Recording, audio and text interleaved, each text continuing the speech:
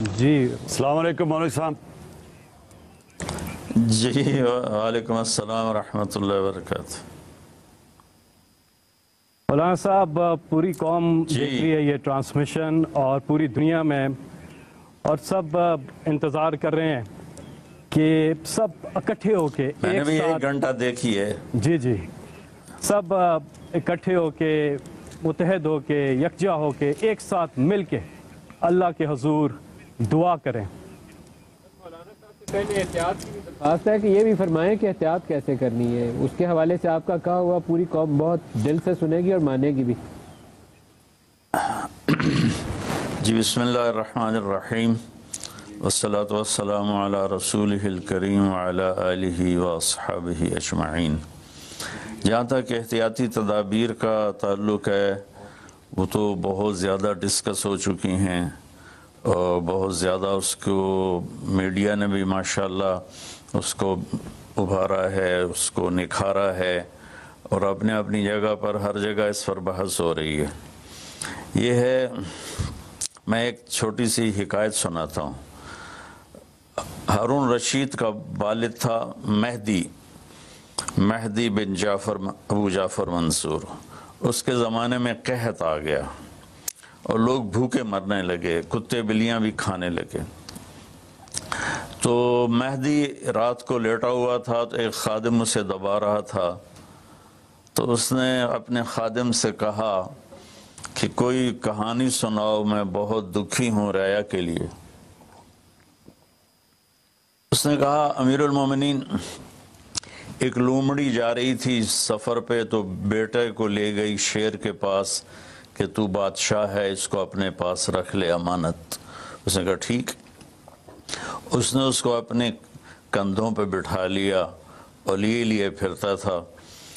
ایک دن عقاب کی نظر پڑی تو اس نے جھپٹا مارا اور اٹھا کے لے گیا۔ لومڑی واپس آئی، اس نے آ کر کہا بادشاہ سلامت، میرا بچہ کا وہ تو عقاب لے گیا، کہ میں تو آپ کے حوالے کر کے گئی تھی۔ تو شیر نے کہا میری بہن، اگر وہ زمین کی جنگل کی آفت ہوتی تو میں لڑ کے دکھاتا، وہ آسمان کی آفت تھی، اس سے کون لڑ سکتا ہے؟ تو پھر اس نے کہا امیر المومنین، یہ قحط اگر زمین کی آفت ہوتی تو آپ لڑتے، تو اوپر سے آئی آفت ہے، اس سے بات کرو جو اوپر والا ہے، تو کام بن جائے گا۔ اس وقت کی ساری جو تھی ایگریکلچر، زراعت، وہ ساری بارش پر تھی، تو اس نے اسی سے ہی لوٹا مسلح منگوا کے وضو کیا، مسلح پہ کھڑا ہوا، سجدے میں سر رکھا، اور اتنا رویا کہ سارا مسلح بھیگ گیا۔ اور یہ یاد رہے کہ وہ 3 بر اعظم پر حکومت کر رہا تھا اس وقت مہدی۔ تو ابھی وہ مسلح سے اٹھا بھی نہ تھا کہ اللہ تعالیٰ نے بادل بھیجے اور پوری عباسی سلطنت میں بارش ہو گئی۔ میں معذرت کے ساتھ، اختلاف رائے تو ہر آدمی کو حق ہے، ہم جو ایک لفظ استعمال کر لیں لڑنا ہے، یہ آسمانی آفت ہے، اس سے لڑنا نہیں ہے، اس کا علاج کر کے اللہ کو عاجزی دکھانی ہے اور اپنا سر سجدے میں رکھ کے رونا ہے۔ اس سے ہم لڑ نہیں سکتے، اس لفظ کو اپنی زبان سے نکال دیں، چاہے دل میں اس کے بارے میں کوئی تکبر نہ ہو، لیکن یہ لفظ اللہ کو پسند نہیں ہے کہ مجھ سے لڑنا چاہتے ہو۔ دیکھنا ایک چھوٹے سے وائرس سے اللہ نے ساری دنیا کو ہلا کے رکھ دیا۔ میں ایک حدیث سنا کے پھر دعا کرتا ہوں۔ پہلے ایک دعا ہے، ما اصابکم مصیبت فبما کسبت ایدیکم، تم پر جو آفت آتی ہے تمہارے اپنے گناہوں کی کمائی ہوتی ہے۔ ان ینصرکم اللہ فلا غالب لکم، میں تمہارا ساتھی بن جاؤں تو کون تمہیں نقصان پہنچا سکتا ہے۔ وَإِن يَخْذُلْكُمْ فَمَنْ ذَا الَّذِي يَنصُرُكُمْ مِنْ بَعْدِهِ، اگر میں تمہیں چھوڑ دوں تو پھر کون سی اٹمی طاقت تمہیں بچائے گی۔ إِن يَمْسَسْكَ اللَّهُ بِضُرٍّ فَلَا كَاشِفَ لَهُ، اگر میں تمہیں تکلیف میں ڈالوں میرے سوا اسے کوئی نہیں ڈالے گا۔ اور إِن يَمْسَسْكَ بِخَيْرٍ فَلَا رَادَّ لِفَضْلِهِ، اگر میں ارادہ کر لوں کہ میں نے کسی کو نہیں ہونے دینا بیمار یا مصیبت میں، تو اس کے لیے کیا مشکل ہے؟ ایک امر ہی تو ہوتا ہے 40 दिन इब्राहिम अलैहिस्सलाम आग में बैठे रहे, 40 दिन यूनुस अलैहिस्सलाम मछली के पेट में रहे। वो तो फ़आलुल लिमा युरीद है। तो हम ये जो ज़ाहिरी असबाब इख्तियार कर रहे हैं, इनको भी पूरी तरह इख्तियार करना है, सारी एहतियात करनी है। अगर मस्जिदों में जाने से ये बीमारी फैलती है तो फिर उससे भी अपने आप को रोकना है कि जान की हिफाजत भी हमारे दीन का हिस्सा है। एक दफ़ा बारिश हो गई, हज़रत बिलाल ने अजान दी तो आपने कहा सल्लू फी रिहालिकुम। हम अगर बिलाल ऐलान करो अपने अपने घरों में नमाज पढ़ें, मस्जिद में मत आएँ।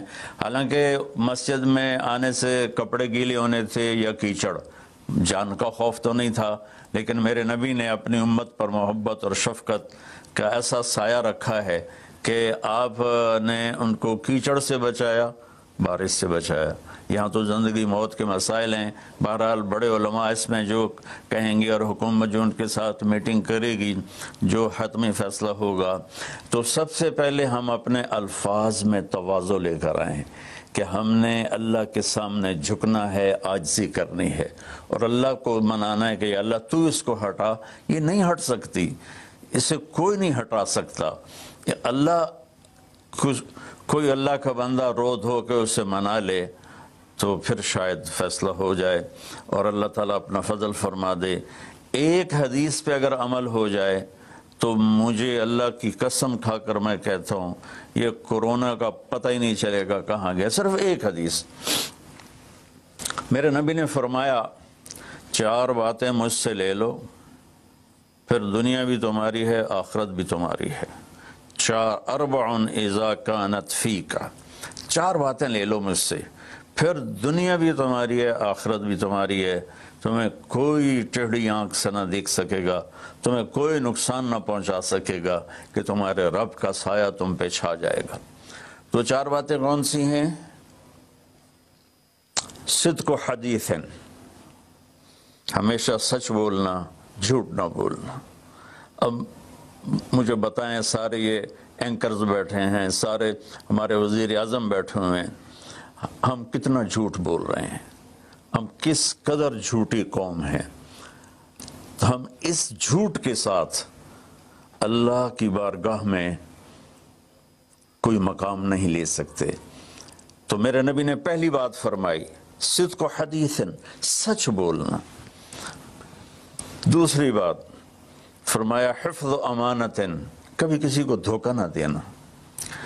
ये मेरे नबी ने फरमाया मेरा उम्मती हर गुनाह कर सकता है, 2 कभी नहीं करेगा, एक झूठ कभी नहीं बोलेगा, एक धोखा कभी नहीं देगा।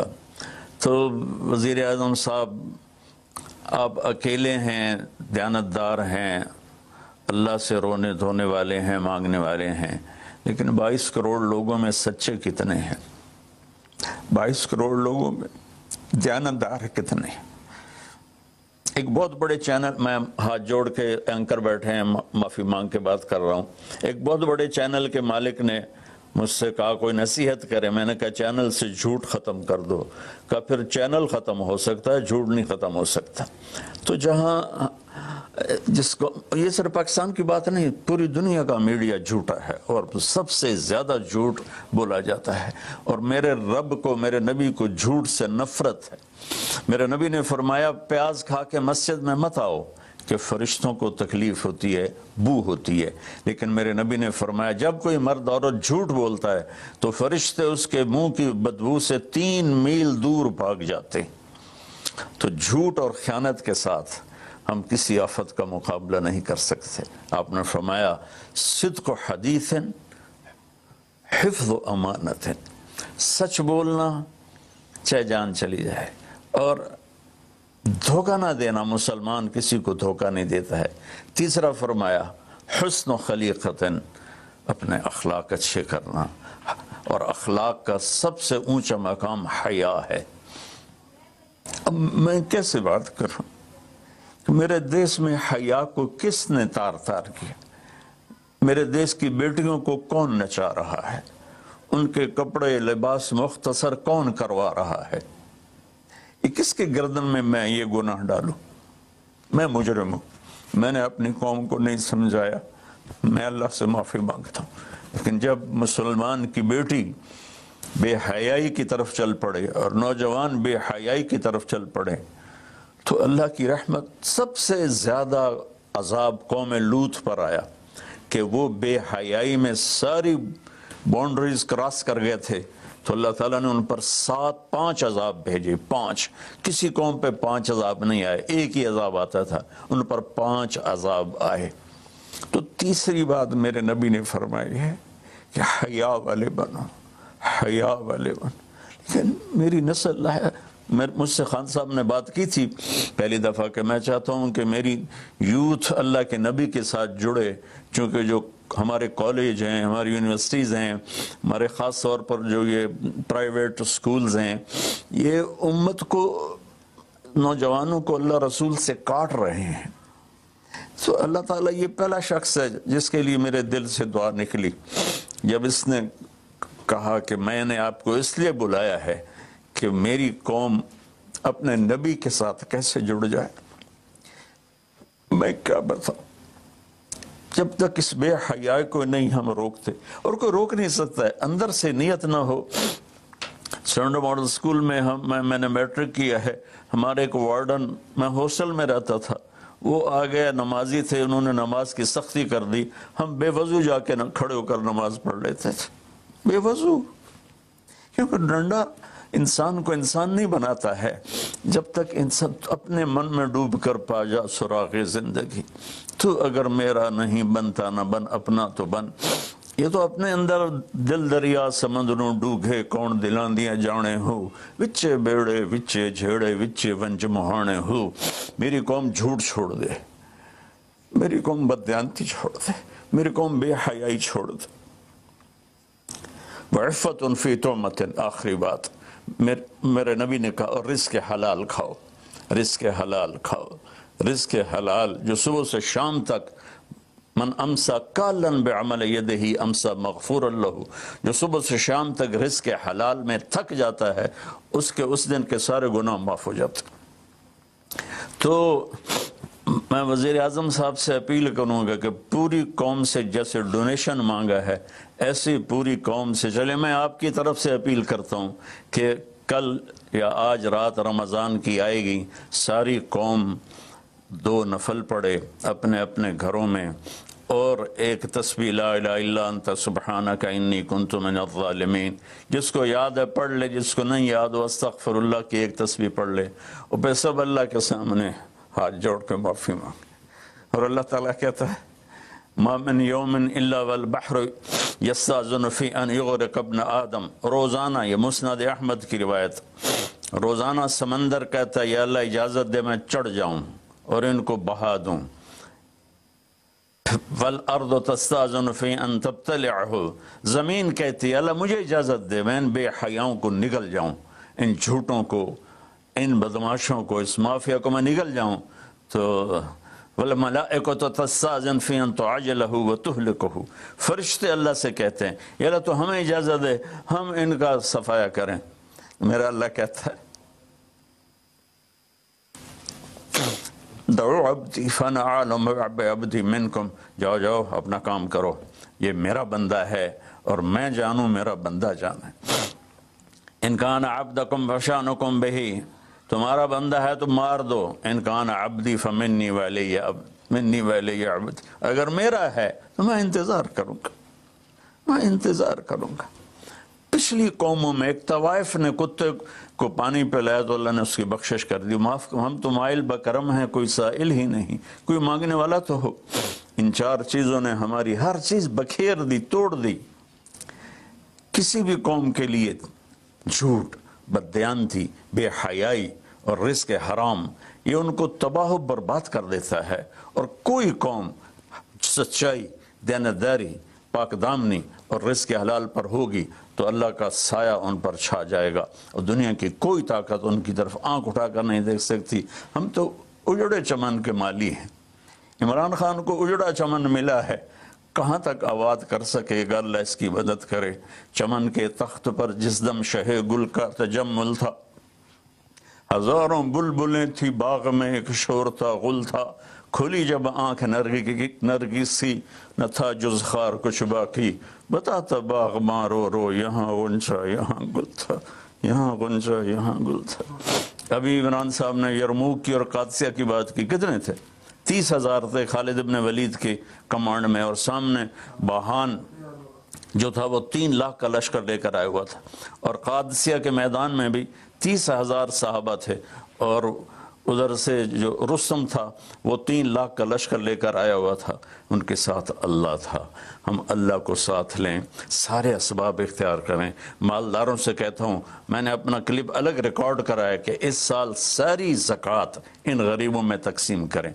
آپ تک تو ہر آدمی نہیں پہنچ سکے گا، اپنے اپنے علاقے میں جو مالدار لوگ ہیں وہ اپنی زکوٰۃ غریبوں میں ان میں تقسیم کریں، ان کے گھر جا کر دیں۔ کسی ایک کی دعا لگ گئی نا تو 7 نسلیں ہماری آباد ہو جائیں گی۔ تو بس میں معافی چاہتا ہوں، آپ نے مجھے کافی دیر بٹھایا تو میں نے بھی تھوڑا سا آپ کا ٹائم لے لیا، تو آپ درود شریف پڑھیں اور ہم اللہ کی بارگاہ میں دعا کرتے ہیں۔ اللهم صل على محمد وعلى آل محمد كما تحب وترضى اللهم لك الحمد كما أنت أهله وافعل بنا ما أنت أهله إنك أهل التقوى وأهل المغفرة۔ اے میرے رب، ہمیں تسلیم، تو ہم سے ناراض ہو گیا، تو نے سمجھایا ہم کوئی نہ سمجھا، تو ہمیں بلاتا رہا، ہم نے پیچھے مڑ کے نہیں دیکھا، تو نے ہمیں حرام سے روکا، ہم نے ہر حرام کو اپنا کاروبار بنایا، تو نے بے حیائی سے روکا، ہماری نسل نے کپڑے اتار دیے، تو نے رزق حلال کا کہا، ہمارے تاجر سود میں ڈوب گئے، دھوکے میں ڈوب گئے، طاقتور ظالم بن گیا، مظلوم کی فریادیں صرف تیرے تک تو آتی تھی، ہماری تو عدالتیں ظالم ہیں یا اللہ، ہماری تو عدالتیں ظالم، ہمارا قانون ظالم ہے، ہم سارے ظالم ہیں، غریب بھی، امیر بھی، مرد بھی، عورت۔ یا اللہ، اس آفت کو ہم وینٹیلیٹر سے نہیں ٹال سکتے، ویکسینیشن سے نہیں ٹال سکتے، یہ تو نے بھیجی ہے، تو ہی سے ٹالے گا۔ یا اللہ، تو علی کل شیء قدیر ہے، تو فعال لما یرید۔ میرے مالک، ہم تو اپنی طاقت سے کرسی سے اٹھنا چاہیں تو اٹھ نہیں سکتے، لیٹنا چاہے تو لیٹ نہیں سکتے۔ یا اللہ، زندگی موت تیرے ہاتھ میں، عزت ذلت تیرے ہاتھ میں، تو ہواؤں کا مالک، تو پانیوں کا مالک، تو سمندروں کا مالک۔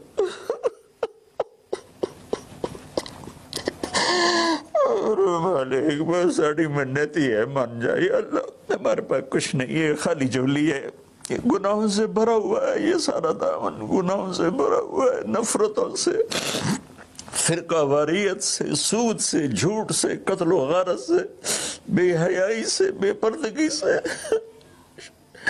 ہر بلاک ہمارے دم، لیکن میرے مولا، میرے مالک، رب تو تو ہی ہے نا یا اللہ، ہم تو تجھے ہی مانتے ہیں میرے مولا، لا الہ الا اللہ کا ہم اقرار کرتے ہیں، یہ تجھے سب سے زیادہ پسند، محمد رسول اللہ کا اقرار کرتے ہیں جو تمہیں سب سے زیادہ پسند۔ آئے ہمارے پاس بہت سی نافرمانی ہے میرے مولا، ہم پیسے کے غلام بن گئے، شہرت کے غلام بن گئے، موت کو بھول گئے، قبر کو بھول گئے، تیرے سامنے کھڑے ہونے کو بھول گئے۔ اس بڑی آفت میں ہم قصوروار ہیں، ہم اس سے نہیں لڑ سکتے یا اللہ، ہم تو معمولی سے بخار سے نہیں لڑ سکتے، یہ تو بہت بڑی آفت ہے میرے اللہ، تو دور کر دے یا اللہ، تیری منتیں دور کر دے یا اللہ، تیری منتیں دور کر دے میرے مولا، میرے مولا، دور کر دے میرے مالک، اپنے حبیب کے آنسوں کے تحفے یا اللہ، وہ احد میں تو ٹوٹے دانتوں کے تحفے میرے مولا، اپنے محبوب کے صدقے ہماری مصیبت ہٹا دے یا اللہ، ہمارے پاس کچھ نہیں ہے، نہ دوا ہے، نہ ہسپتال ہے، نہ ڈاکٹر ہے، کچھ بھی نہیں ہے، صرف تو ہے۔ آ جا یار، آ جا، تو لا مکان ولا زمان ہے، تو آنے جانے سے پاک ہے، یہ ہماری احمقانہ فریاد ہے، آ جا میرے مولا، ہر تمنا دل سے رخصت ہو گئی، اب تو آ جا، اب تو خلوت ہو گئی، ساری دنیا ہی سے وحشت ہو گئی، اب تو آ جا، اب تو خلوت ہو گئی یا اللہ، تیرے آنے سے کام بنے گا، اسے ہٹا دے، اور یا اللہ جن چیزوں سے تو ناراض ہوتا ہے ہم اس سے توبہ کرتے ہیں، ہم اس سے توبہ کرتے ہیں، ہم اس سے توبہ کرتے ہیں، ہم اس سے توبہ، میں 22 کروڑ عوام کی طرف سے تیری بارگاہ میں توبہ کرتا ہوں، انہوں نے مجھے اپنا نمائندہ بنایا، میں تیرا حقیر گنہگار بند، یا اللہ میرے ساتھ بے شمار لوگ رو رہے ہوں گے، میں تو ٹی وی پہ نظر آ رہا ہوں، شاید ریاکاری ہو، لیکن جو بچیاں بچے بوڑھے جوان گھروں میں بیٹھے رو رہے ہیں، یا اللہ ان کے آنسو تو پاکیز ہیں اور آنسو تجھے بڑے پسند،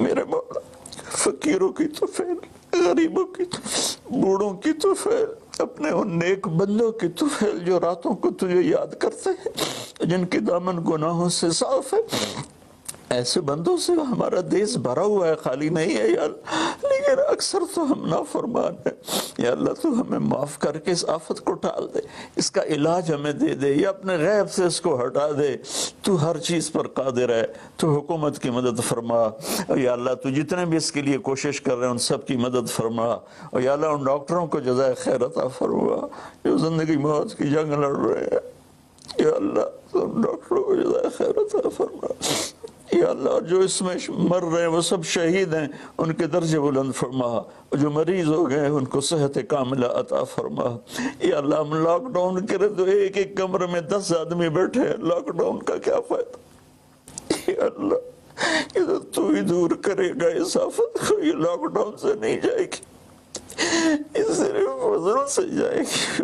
اللہ میرے مولا ایسے چھوٹا بچہ روتے روتے ماں سے کہتا اماں ہن میں تھک پہ رو رو کے، ہن تو میری گل مان جا میرے مالک، میرے اللہ رو رو کے تیرے سامنے تھک گئے، مان جا یا اللہ ہمارے پاس کچھ نہیں، اپنے حبیب کی طفیل، ان کے صحابہ کے طفیل، ان کی اولاد جن کے کربلا میں سر کٹے اور نیزوں پہ چڑھ گئے، سب سے چھوٹے معصوم عبداللہ کے طفیل، یا اللہ پوری دنیا سے اس آفت کو ہٹا دے، تیرا نبی رحمت للعالمین تھا، رحمت للمسلمین نہیں تھا، میں یا اللہ انہی کی طفیل دعا کرتا ہوں کہ غیر مسلموں کو بھی اس سے نجات عطا فرما، وہ بھی تیرے بندے ہیں، تو نے انہیں بنایا ہے، انہوں نے تجھے نہیں پہچانا تھا، ان کا قصور ہے پر تیرے بندے ہیں، تجھے ان سے بھی پیار ہے، یا اللہ پوری دنیا کے 6-7 بر اعظم میں جہاں جہاں یہ وبا اپنے پنجے گاڑ چکی ہے،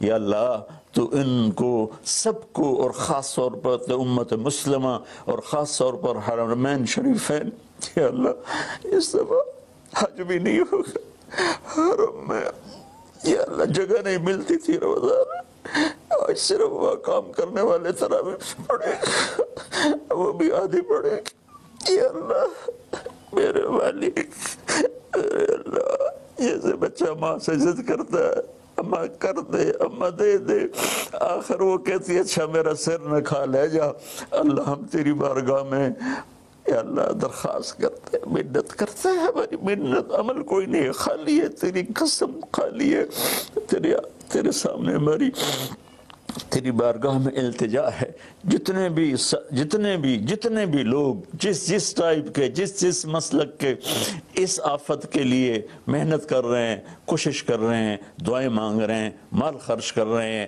تدبیریں بنا رہے ہیں، ان سب کو اپنے خزانوں سے جزائے خیر عطا فرما، اور جو مر گئے ہیں انہیں شہادت کا درجہ عطا فرما، اور ہم باقی ہیں ہم سب کی حفاظت فرما، اس دیس کی حفاظت فرما، اس کو سچائی سے منور فرما، اس کو یا اللہ دیانتداری سے خوبصورت بنا، اسے حیا اور پاک دامنی کے ساتھ گلشن بنا، اسے رزق حلال کے ساتھ جنت کا راستہ بنا، اور جو ہمارے چلے گئے ان کے درجے بلند فرما، یا اللہ امت کے ہر طبقے کو میرے مولا، ہر طبقے کو میرے آقا اپنی نظر محبت عطا فرما، اور نظر غضب کو ہم سے واپس لے لے، اور جتنے مریض بن چکے ہیں ان کو شفا عطا فرما، ان کو صحت عطا فرما، صلی اللہ، اور جن لوگوں نے ابھی پیسے دیے ہیں ان سب کو اپنے خزانوں سے جزائے خیر عطا فرما، اور جتنے شرکائے مجلس تھے وزیر اعظم سمیت جتنے بھی شرکائے مجلس نے اس میں احساس پروگرام میں حصہ لیا، ان سب کو، ان کی اولادوں کو دنیا اور آخرت کی ہر خیر نصیب فرما، ہر شر سے بچا، وصلی اللہ تعالی النبی الکریم وعلی آلہ وصحبہ اجمعین برحمتک یا ارحم الراحمین۔